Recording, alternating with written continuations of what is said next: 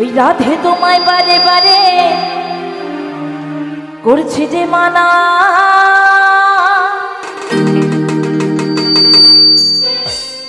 ওই যমুনাতে জলানিতে তুমি একলা যেও না। একলা গেলে কি হবে, কি হবে? সেখানে আমার কানু মহারাজা সেই আমার রাধারানীর জন্য ফাঁদ পেতে বসে আছে। তো আমার রাধারানী এত সুন্দর ছিলেন যে সব সময় আমার সেই কানু মহারাজা কিন্তু তার দিকে নজর রাখতেন যে কখন কোথায় যাচ্ছে। তাই কি বলছে, ওই রাধে তোমায় বারে বারে করছে যে মানা,